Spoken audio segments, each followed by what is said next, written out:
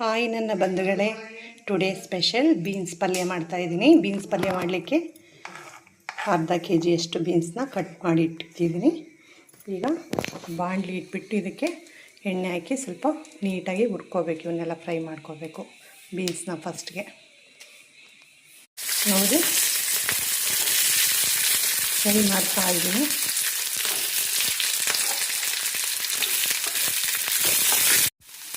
ಸ್ವಲ್ಪ ಉರಿಬೇಕಾದ್ರೆ ಸ್ವಲ್ಪ ಸಾಲ್ಟ್ ಹಾಕ್ತಾಯಿದ್ದೀನಿ, ರುಚಿಗೆ ತಕ್ಕಷ್ಟು.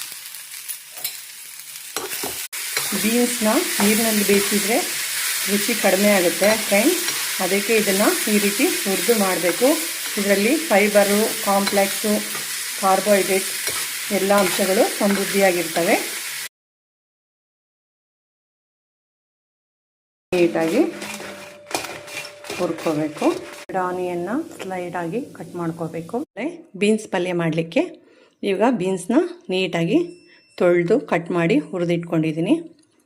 ಇದಕ್ಕೆ ಶೇಂಗಾ ಬೀಜ ಹುರ್ಕೊಂಡು, ಒಣಮೆಣ್ಸಿನ್ಕಾಯಿ, ಉಪ್ಪು, ಕಡಲೆ ಇವನ್ನ ಮಿಕ್ಸಿಗೆ ಹಾಕಿ ಪೌಡ್ರನ್ನ ಮಾಡಿ ಇದಕ್ಕೆ ಕಲಿಸ್ಬೇಕು. ಲಾಸ್ಟ್ಲಿ ಒಗ್ಗರಣೆ ಹಾಕಲಿಕ್ಕೆ ಕರಿಬೇವು, ಆನಿಯನ್ನು, ಕೊಬ್ಬರಿ, ಕೊತ್ತಂಬರಿನ ಆ್ಯಡ್ ಮಾಡ್ತೀನಿ.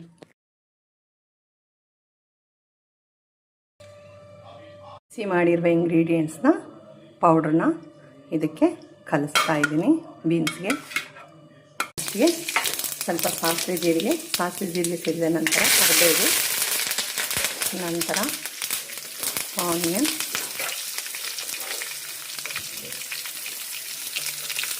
ನೋಡಿ ಆನಿಯನ್ ಹಾಕಿ ಕಡಲೆ ಪುಡಿನ ಮಾಡಿ ಇಟ್ಕೊಂಡಿದ್ವಲ್ಲ ಬೀನ್ಸ್ ಕಲಸಿ ಆ ಪಲ್ಯನ ಇದರಲ್ಲಿ ಆ್ಯಡ್ ಮಾಡಬೇಕು. ಆ್ಯಡ್ ಮಾಡಿ ನೀಟಾಗಿ ಕಲಿಸ್ಕೊಳ್ಬೇಕು. ಇದಕ್ಕೆ ನಾರಿನಂಶ ಚೆನ್ನಾಗಿರುತ್ತೆ, ಫೈಬರ್ ಕಂಟೆಂಟು ರುಚಿಕರವಾಗಿರುತ್ತೆ. ಈ ಮೂಮೆಂಟಲ್ಲಿ ಇದಕ್ಕೆ ನಾವು ಕೊಬ್ಬರಿ ತುರಿನ ಆ್ಯಡ್ ಮಾಡ್ಕೊತಾ ಇದ್ದೀವಿ ಮತ್ತು ಕೊತ್ತಂಬರಿನ ಆ್ಯಡ್ ಮಾಡ್ಕೊತಾ ಇದ್ದೀವಿ.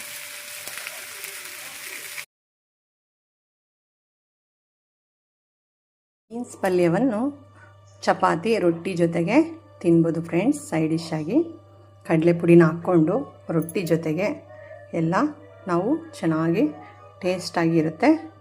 ಆರೋಗ್ಯಕ್ಕೂ ತುಂಬ ಒಳ್ಳೆಯದು. Thank you supporting my family, friends and YouTubers community. Thank you so much.